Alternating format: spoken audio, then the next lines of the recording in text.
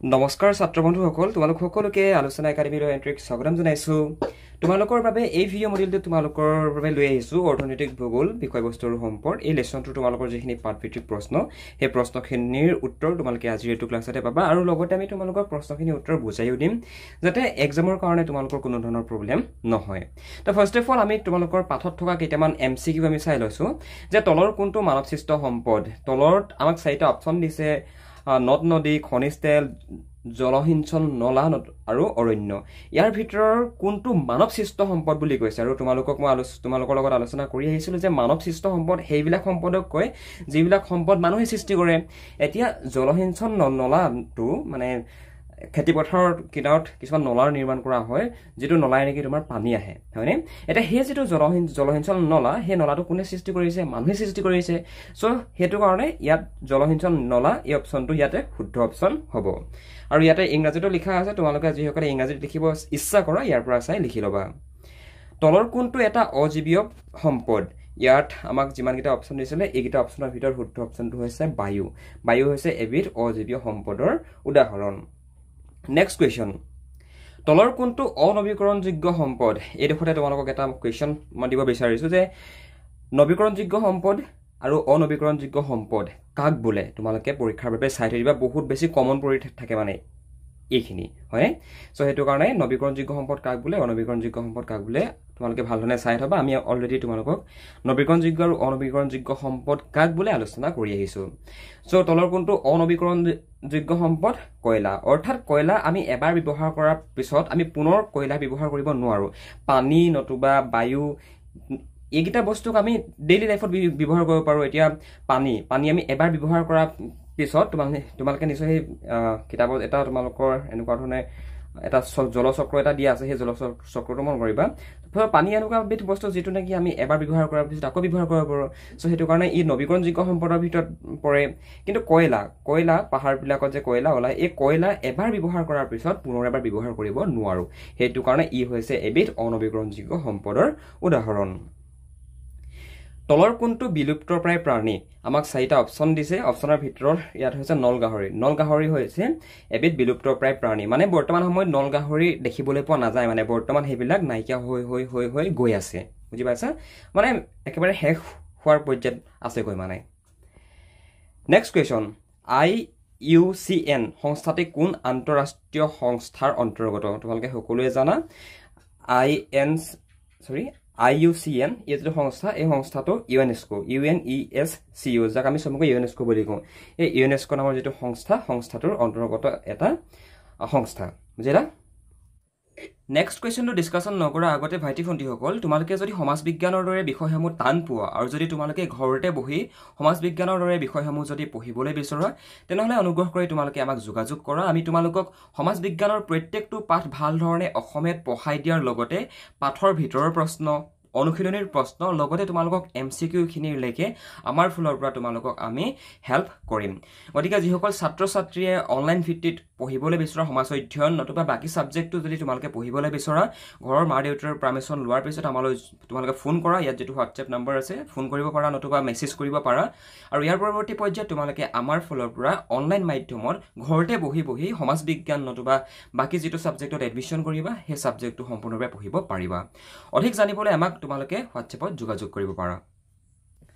okay so এইকিটা আছিল তোমালোকৰ পাঠ্যপুথিত থকা খুবেই সমুসমুৰ প্ৰশ্ন এমসিকিউ টাইপ প্ৰশ্ন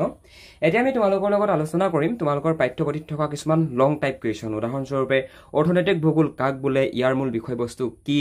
অৰ্থনৈতিক ভূগোলৰ প্ৰধান শাখাবোৰ উল্লেখ কৰা এই যিকিটা প্ৰশ্নকিটা তোমালোকৰ বাবে ইম্পৰ্টেন্ট হয় আৰু বেসিক্যালি স্কুলৰ নতুবা এক্সামৰ লং টাইপ কোৱেশ্চনছ খিনিৰ কাৰণে তোমালোকৰ এনেকুৱা ধৰণৰ বিলাক মানে কমন পৰি থাকে মানে গম পাইছানে সো হেতু কাৰণে এইকিটা তোমালোকে ভাল ধৰণে চাবা সো অৰ্থনৈতিক ভূগোল কাক বোলে ভূগোলৰ যিটো শাখাত সম্পদৰ উৎপাদন বিতৰণ উপভোগ আৰু বিনিময়ৰ সৈতে জড়িত মানুহৰ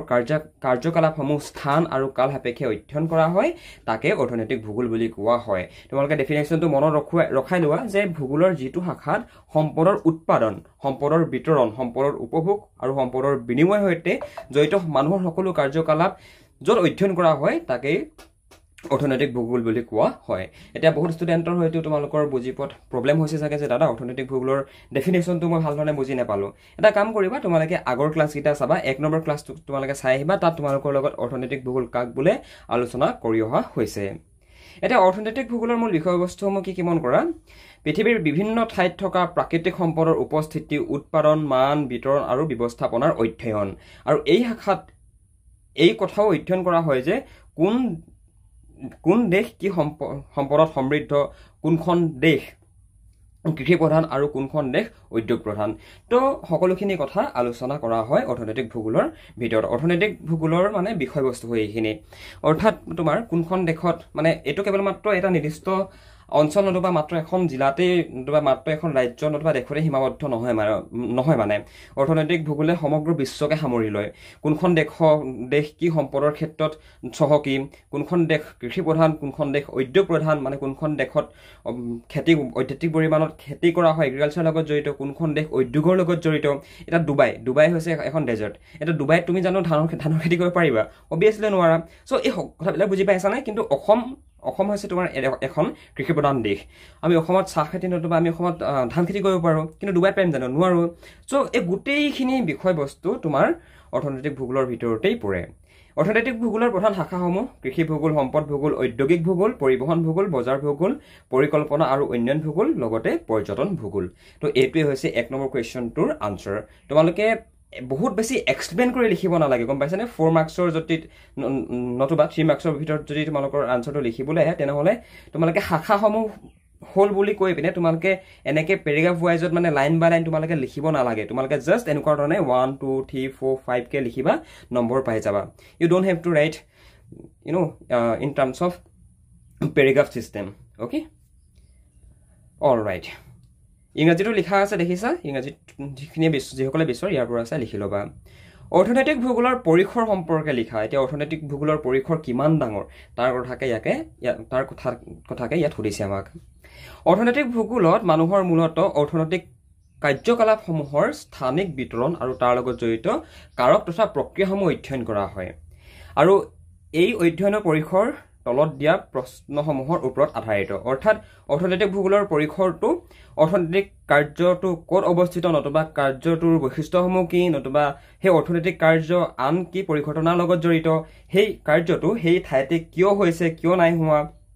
লগতে আন ঠাইত কৰিলে বেছি লাভজনক নহ'ব নেকি চ' এই সকলোখিনি কথাৰ ওপৰত মানে অৰ্থনৈতিক ভূগোলৰ পৰিসৰটো নিৰ্ভৰ কৰে অৰ্থাৎ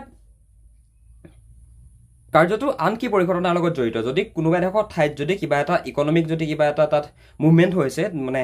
কোনোবা এডোখৰ ঠাইত যদি উদাহৰণস্বৰূপে মন কৰা অসমৰ এখন ভিতৰুৱা ঠাইত যদি আমি এটা কোম্পানী নতুবা এটা যদি কাৰখানা নতুবা এটা উদ্যোগ স্থাপন কৰিবলৈ যাওঁ তেনেহ'লে সেই ঠাইডোখৰত হ'লে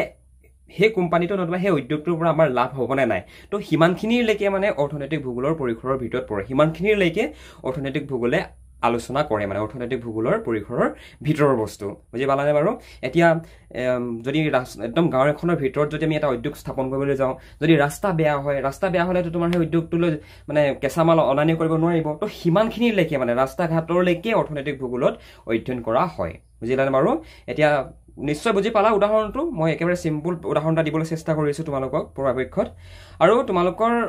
আগৰ ক্লাছকেইটা তোমালোকে যদি চাই আহা আই ডোণ্ট থিংক কি তোমালোকৰ কিবা এটা বুজাত প্ৰব্লেম হ'ব বাট অকল যদি তোমালোকে কুৱেশ্যন আনচাৰখিনি চাম পৰীক্ষাত পাছ কৰি যাম সেইটো চেঞ্চত আছা তেনেহ'লে তোমালোকৰ প্ৰব্লেম হ'ব গম পাইছানে সেইটো কাৰণে আগৰ ক্লাছকেইটা ভাল ধৰণে চাই আহিবা প্ৰথম 3টা প্ৰশ্নৰ লগত পৰম্পৰাগত অৰ্থনৈতিক ভূগোল জড়িত আৰু শেষৰ 2টাৰ লগত আধুনিক অৰ্থনৈতিক ভূগোল জড়িত জৰ্জ চিজহম আধুনিক অৰ্থনৈতিক ভূগোলৰ পিতৃস্বৰূপ এতিয়া আধুনিক অৰ্থনৈতিক ভূগোলৰ পিতৃস্বৰূপ বুলি ক'লে কাক বুজা পৰীক্ষা যদি চমু প্ৰশ্ন এটা দি দিয়ে নতুবা MCQ টাইপ যদি দিয়ে তেতিয়া তোমালোকে এই ব্যক্তিজনৰ নাম লিখিব লাগিব কথাবিলাক বুজি পাই আছা এতিয়া লং কুৱেশ্যনখিনি তোমালোকে ঘৰত চাই থাকিলে তাৰ পৰাও তোমালোকৰ লাভ হয় মানে এনেকুৱা নহয় যে কি MCQ বিলাক চালেই হ'ব নো তোমালোকক আমি যিমানখিনি MCQ অফাৰ কৰিছোঁ সেই MCQ খিনিৰ লগতে তোমালোকে পৰাপক্ষত লং টাইপ কুৱেশ্যন আনচাৰখিনিও ক্লিয়াৰ কৰিবা তেতিয়া মানে তোমালোকৰ এটা নিৰ্দিষ্ট লেভেলৰ আণ্ডাৰষ্টেণ্ডিং তোমালোকৰ মাইণ্ডত ডেভেলপ হ'ব আৰু তেখেতৰ মতে এখন ঠাইৰ অৰ্থনৈতিক উন্নয়নৰ গতি আৰু দিশ নিৰ্ধাৰণ কৰাটোৱেই এই শাখাৰ মূল উদ্দেশ্য লগতে আৰু দুজন ব্যক্তিৰে আৰু এটা সংজ্ঞা দিছে জনছ আৰু ডেকেনৱাল্ডৰ মতে এই শাখাই উৎপাদনক্ষম বৃত্তিসমূহ অধ্যয়ন কৰি কিয় কিছুমান অঞ্চল উদ্যোগ বা উৎপাদনত আগবঢ়া আৰু আন অঞ্চল ব্যৱসায়ত আগবঢ়া এই প্ৰশ্নসমূহৰ উত্তৰ দিয়ে তো এটোই হৈছে 2 নম্বৰ কোৱেশ্চনটোৰ আনসাৰ কিছুমানৰ বুজাত প্ৰবলেম হৈছে মই গম পাইছো তোমালোকৰ কিন্তু আগৰ ক্লাছসমূহ তোমালোকে যদি চাই আহা তোমালোকৰ বুজিবাত প্ৰবলেম নহয় সো হেতু কাৰণে আগৰ ক্লাছ কেইটা চাই আহিবা এটা মানুহৰ অৰ্থনৈতিক বৃত্তি বুলিলে কি বুজা এনে অৰ্থনৈতিক বৃত্তিবোৰ কি কি এটো প্ৰশ্ন বহুত বেছি কমন পৰি থাকে হা সো এটো কাৰণে বেলেগ প্ৰশ্ন স্কিপ কৰিলো এটো প্ৰশ্ন স্কিপ নকৰিবা বুজাই দিছো মন কৰা পাৰিবেশিক অৱস্থাৰ লগত মানুহৰ উৎপাদনক্ষম কাৰ্যবোৰৰ সম্পৰ্ক স্থাপন কৰি জীৱন নিৰ্বাহৰ বাবে প্ৰয়োজনীয় অৰ্থ সংগ্ৰহ কৰাই হৈছে অৰ্থনৈতিক বৃত্তি এটা সমুকৈ যদি আমাক কোনোবাই সোধে যে অৰ্থনৈতিক বৃত্তি মানে কি এটা কি বুলি লিখা গৈছে এটা মন কৰা যে পাৰিবেশিক অৱস্থাৰ লগত মানুহৰ উৎপাদনক্ষম কাৰ্যবোৰৰ সম্পৰ্ক স্থাপন কৰি জীৱন নিৰ্বাহৰ বাবে প্ৰয়োজনীয় অৰ্থ সংগ্ৰহ কৰাই হৈছে অৰ্থনৈতিক বৃত্তি মানে উদাহৰণস্বৰূপে আজি যদি মোৰ ঘৰটো এটা যদি কোম্পানী নতুবা এটা উদ্যোগৰ ওচৰত যদি থাকে তেনেহলে মোৰ কাৰণে এটা অপৰচুনিটি ওলাব হয় না নহয় মই তাত কাম কৰিব পাৰিম তাৰপৰা তাত কাম কৰি পেনে মই দুপইচা ইনকাম কৰিব পাৰিম সেই দুপইচা ইনকাম কৰি পেনে মই মোৰ নিজৰ জীৱনটো ভাল ধৰণে চলাই নিব পাৰিম হয়নে অৰ্থাৎ যি কাৰ্যৰ দ্বাৰা মানুহে জীৱন ধাৰণৰ উপায় অৱলম্বন কৰে তাকেই মানুহৰ অৰ্থনৈতিক বৃত্তি বুলি কোৱা হয় যি কাৰ্যৰ দ্বাৰা মানুহে নিজৰ জীৱনটোত জিয়াই আছে উদাহৰণস্বৰূপে তোমাৰ আজি মই যদি এজন টিচাৰ হয় তেনেহলে মই টিচিং কৰি পেনে মই মানে জীৱন যাপন কৰি আছো হয় না নহয় আলটিমেটলি আমি বৰ্তমান এখন পদ্ধতিগতভাৱে এখন আমি সমাজত থাকো হয় না নহয় টকা পইচা আমাক দৰকাৰ হ'বই আমি যদি মানুহৰ আগত মাত্ৰ জ্ঞান দিবলৈ যাওঁ আৰু যদি আমাৰ ওচৰত পইচা নাথাকে তেনেহলে সেই জ্ঞানৰ কোনো ভ্যালু নাথাকে হয় না নহয় বাৰু সো আজিৰ যুগত অৰ্থনৈতিক কাৰ্যকলাপৰ লগত প্ৰত্যেকজন ব্যক্তিয়েই জড়িত ইভেন মন্দিৰত থকা পূজাৰীজনো সেই অৰ্থনৈতিক বৃত্তিৰ লগত জড়িত বুজি পাইছানে বাৰু ওকে মানুহৰ অৰ্থনৈতিক বৃত্তিসমূহ হৈছে অৰ্থাৎ চোৱা এতিয়া মই যদি জীয়াই থাকি মই এতিয়া জীয়াই আছো মই কেনেকৈ জীয়াই আছো মই খাই জীয়াই আছো একেবাৰে সিম্পল ভাষাত বুজাই আছো মই খাই জীয়াই আছো এতিয়া মই যে খাই জীয়াই আছো সেই দোকানত গৈ পিনে আলু 1 কেজি নতুবা পিঁয়াজ 1 কেজি নতুবা মিঠাতেল অকণমান কিনি আনিবৰ কাৰণে মোকতো পইচাৰ প্ৰয়োজন হ'ব এনেকুৱা নহয় যে কি মই কাৰোবাৰ গৈ দুখাৰ কথা কৈ দিম তেখেতে মোক দি থৈ যাবি নো সেনেকৈ নচলে মানে গম পালা নাই তো সেইটোকে বুজা গৈছে যে কি যি কাৰ্যৰ দ্বাৰা মানুহে জীৱন ধাৰণৰ উপায় অৱলম্বন কৰে তাকেই মানুহৰ অৰ্থনৈতিক বৃত্তি বুলি কোৱা হয় একেবাৰে চমুকৈ ক'বলৈ গ'লে এইটোৱে হৈছে ইয়াৰ ডেফিনেশ্যন আৰু অৰ্থনৈতিক বৃত্তি কেইটাৰ বিষয়ে যিহেতু আমাক সুধিছে তো ইয়াত তোমালোকে 1 2 3 4 কে মন কৰাচোন প্ৰাথমিক বৃত্তি যি কাৰ্যৰ দ্বাৰা মানুহে প্ৰকৃতিৰ পৰা সম্পদ আহৰণ কৰে তাকেই প্ৰাথমিক বৃত্তি বুলি কোৱা হয় প্ৰাথমিক বৃত্তিত কি যি কাৰ্যৰ দ্বাৰা মানুহে প্ৰকৃতিৰ পৰা সম্পদ আহৰণ কৰে সেয়ে হৈছে প্ৰাথমিক বৃত্তি যেনে কৃষি কাৰ্য বনজ সম্পদ আহৰণ খনিজ সম্পদ আহৰণ মাছ ধৰা ইত্যাদি এইবিলাক হৈছে প্ৰাথমিক বৃত্তিৰ অন্তৰ্গত বিষয়বস্তু বুজি পালানে বাৰু দ্বিতীয় বৃত্তি মন কৰা যি কাৰ্যৰ দ্বাৰা মানুহে প্ৰকৃতিৰ পৰা আহৰণ কৰা বিভিন্ন দ্ৰব্য নানান প্ৰযুক্তিৰ জৰিয়তে মানুহৰ ব্যৱহাৰ প্ৰযোগী কৰি লয় তাকে মানুহৰ দ্বিতীয় বৃত্তি বুলি কোৱা হয় যেনে যিকোনো নিৰ্মাণ কাৰ্য পুনৰ্নিৰ্মাণ কাৰ্য শিল্প উৎপাদন প্ৰক্ৰিয়া ইত্যাদি ইয়াত তোমালোকে এনেকুৱা ধৰণে বুজিব পাৰা এতিয়া প্ৰাথমিক বৃত্তিত আমি কি কৰিলো কৃষি কাৰ্য এতিয়া খেতি কৰিলো খেতি কৰাৰ পিছত এতিয়া ধানখিনি ঘৰলৈ আহিলে হয়নে এতিয়া ধানখিনি আমি মিল এটাত গৈ কুটাবগৈ লাগিব হয় না নহয় এতিয়া মিল এটাত গৈ কুটোৱাটোৱে হৈছে মানে দ্বিতীয় বৃত্তি মানে গম পাইছানে বাৰু মানে যি কাৰ্যৰ দ্বাৰা মানুহে প্ৰকৃতিৰ পৰা আহৰণ কৰা বিভিন্ন দ্ৰব্য নানান প্ৰযুক্তিৰ জৰিয়তে মানুহৰ নিজৰ ব্যৱহাৰ উপযোগী কৰি তোলে সেয়াই হৈছে মানুহৰ দ্বিতীয় বৃত্তি গম পালানে বাৰু তো বুজি পাইছে চাগে একেবাৰে সিম্পল হয় লজিকবিলাক তৃতীয় বৃত্তি যি কাৰ্যৰ দ্বাৰা প্ৰাথমিক আৰু দ্বিতীয় বৃত্তিৰ যোগেদি উৎপাদিত সামগ্ৰীসমূহ উপভোক্তাৰ ওচৰ পায় তাকেই তৃতীয় বৃত্তি বুলি কোৱা হয় উদাহৰণস্বৰূপে মই এজন চাউলৰ বেপাৰী ওকে প্ৰাথমিক বৃত্তিত কি হ'ল কৃষি কাৰ্য হ'ল দ্বিতীয় বৃত্তিত কি হ'ল গৈ সেইখিনি গৈ ধানখিনি গৈ পিনে মিলত পৰিলে গৈ মিলত তোমাৰ মিলটোতো তোমাৰ এটা বিজ্ঞানে প্ৰস্তুত কৰা বস্তু ন সেই ইঞ্জিনটোতো বিজ্ঞানৰ অৱদানৰ ফলস্বৰূপেতো সেইটো ইঞ্জিন বনিছে হয় না নহয় তাৰ পৰা সেই চাউলখিনি এতিয়া মই দোকানত যে দোকানত বা মই যে বজাৰত গৈ পিনে বিক্ৰী কৰিমগৈ সেইটোৱে হৈছে তোমাৰ তৃতীয় বৃত্তি একেবাৰে নিজৰ ভাষাত বুজি পোৱা মানে বস্তুটো গম পালানে বাৰু আৰু এই বৃত্তি বজাৰ পৰ্যটন যাতায়াত পৰিবহণ পাইকাৰী বিক্ৰী খুচুৰা বিক্ৰী আদিৰ লগত জড়িত অৰ্থনৈতিক কাৰ্যসমূহ বুজি পালানে বাৰু তো এইটো হৈছে তৃতীয় বৃত্তি চতুৰ্থ বৃত্তি মন কৰা যি কাৰ্যৰ দ্বাৰা দ্বিতীয় আৰু তৃতীয় বৃত্তিসমূহ অধিক সুচল তথা ফলপ্ৰসূ কৰি তোলাত সহায় কৰে তাকে চতুৰ্থ বৃত্তি বুলি কোৱা হয় অৰ্থাৎ বেংক বা অন্য বিত্তীয় অনুষ্ঠান প্ৰচাৰ মাধ্যম প্ৰশাসন শিক্ষা গৱেষণাৰ আদিৰ লগত জড়িত কাৰ্যসমূহ অৰ্থাৎ যি কাৰ্যৰ দ্বাৰা দ্বিতীয় আৰু তৃতীয় বৃত্তিসমূহ অধিক সুচল তথা ফলপ্ৰসূ কৰি তোলাত সহায় কৰে সেয়াই হৈছে চতুৰ্থ বৃত্তি এতিয়া মই যদি আজি কিবা এটা বিজনেছ কৰিবলৈ যাওঁ মই যদি খেতিও কৰিবলৈ যাওঁ তেনেহ'লে আজিকালি বেংকে এগ্ৰিকালচাৰ লোন দিয়ে হয়নে আজিকালি ইমান